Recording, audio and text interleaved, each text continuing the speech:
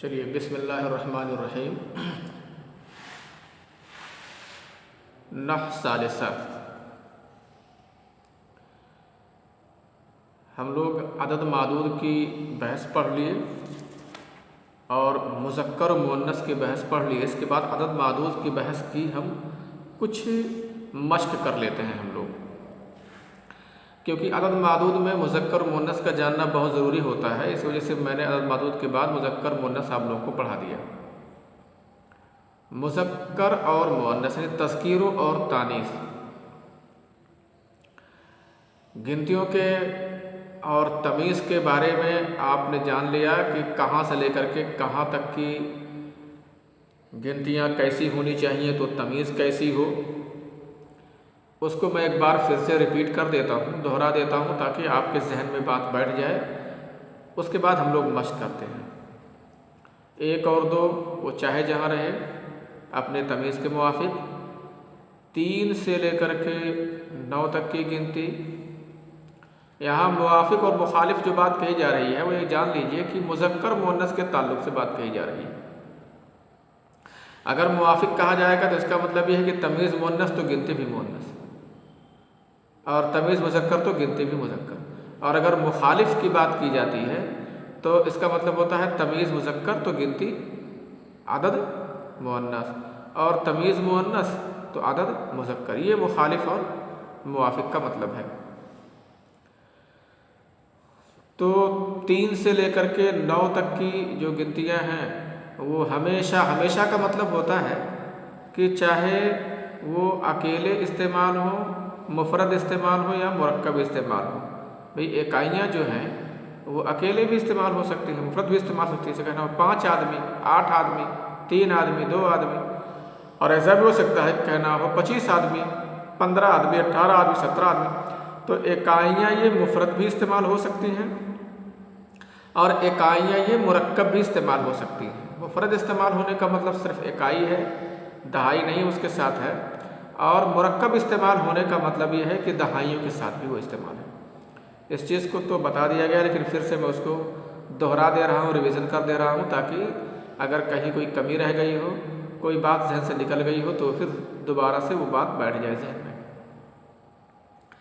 اور 10 کا جو معاملہ بتایا گیا ہے، یہ 10 جو ہے یہ اکیلے استعمال ہو سکتا ہے یہ لفظ، اور کسی اکائی کے ساتھ بھی استعمال ہو سکتا ہے، یہ دہائی ہے۔ اگر یہ اکیلے استعمال ہوگا تو 3 سے لے کر کے 9 جس طرح اکائیاں استعمال ہوتی ہیں اپنی تمیز کے ہمیشہ مخالف، مثال کے ساتھ بھی میں اس کو بتا دے رہا ہوں۔ جیسے کہنا ہو 10 آدمی تو بولیں گے عشرۃ رجال۔ عشرۃ میں عشرۃ یہ مؤنث ہے، اور اس مؤنث کا اگر مذکر بنانا ہے تو تا ہٹا دو۔ ایسے تمام گنتیاں ہیں، ان کو میں نے بتایا سمجھایا ہے کہ ان گنتیوں کا مذکر کیا استعمال ہوگا اور مؤنث کیا استعمال ہوگا۔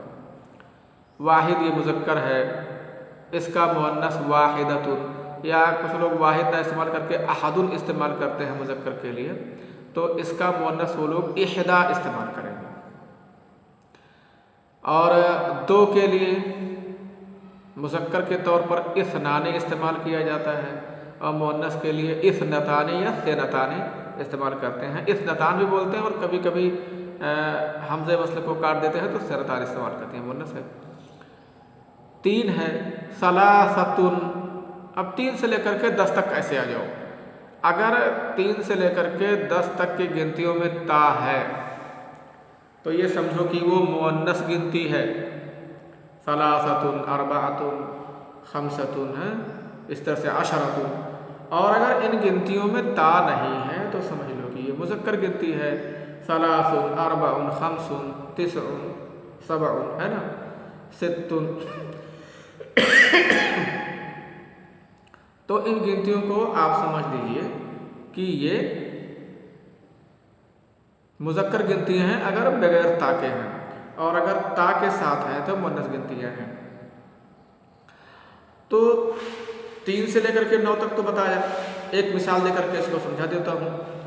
جیسے 3 مرد تو بولیں گے ثلاثۃ رجال۔ دیکھو الٹا میں نے کیا نا، तमीज़ रिजाल मुज़क्कर इस्तेमाल किया तो मैंने गिनती को सलासतुन इस्तेमाल किया। सलासतुन रिजालिन नहीं कहेंगे, इसको इजाफत की तरह इस्तेमाल करते हैं, तो सलासतु रिजालिन ऐसा बोलेंगे, सलासतु रिजालिन। ऐसे 9 तक अशरतु तिसअतु रिजालिन। अभी 10 का भी मामला अलग है, उसको बताता हूँ। लेकिन रिजाल की जगह पर अगर आपको औरतें निसा इस्तेमाल करना हो तब कैसे बोलेंगे? तब आप बोलेंगे सलासु निसाइन, सलासु निसाइन, और तिसउ निसाइन इस्तेमाल करेंगे। चलिए बताइए 5 लड़के, इसे कैसे बनाओगे? 5 लड़के। तो आप पहले इसमें देख लो थोड़ा सा, तमीज़ क्या है, मुज़क्कर है कि मुअन्नस? आपको फौरन समझ में आ जाएगा। तमीज़ मुज़क्कर है, लड़के मुज़क्कर है, इसका मतलब हमें जो गिनती इस्तेमाल करनी है वो मुअन्नस इस्तेमाल करनी है, क्योंकि 3 से लेकर के 9 तक की बीच ही गिनती है। तो 5 की अरबी आपको आती है, 5 की अरबी या तो खमसुन होती है या तो खमसतुन होती है। आप क्या इस्तेमाल करोगे? चूँकि तमीज़ आपका मुज़क्कर है, 5 लड़के, आपकी तमीज़ मुज़क्कर है लड़के, तो गिनती क्या इस्तेमाल करोगे? मुअन्नस इस्तेमाल करोगे, तो खमसतुन इस्तेमाल करोगे। ठीक है, तमीज़ है औलाद, है ना? तो तमीज़ देख लो कहाँ से 3 से लेकर के 10 तक की तमीज़ क्या होती है? जमा मजरूर होती है, तो औलादिन कर दो इसको।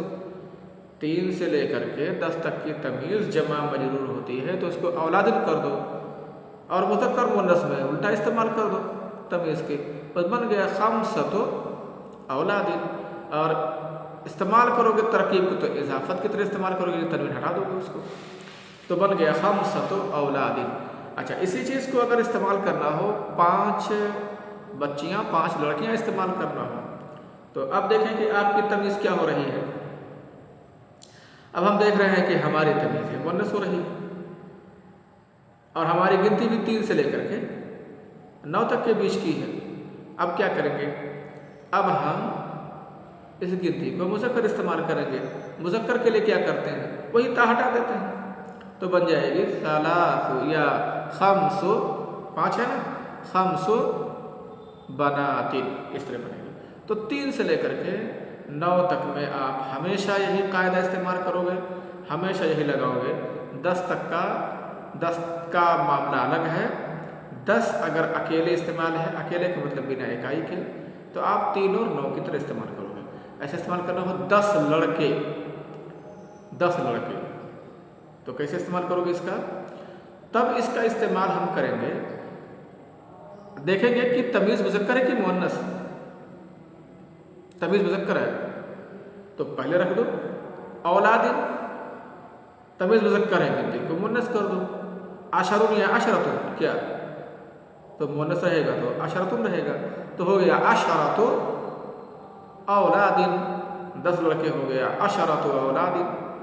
और यही 10 लड़कियां अगर कहना हो तो बनातिन लाओगे और फट से इसका उल्टा कर दोगे तो अशरो हो जाएगा, उधर हो गया अशरो बनातिन।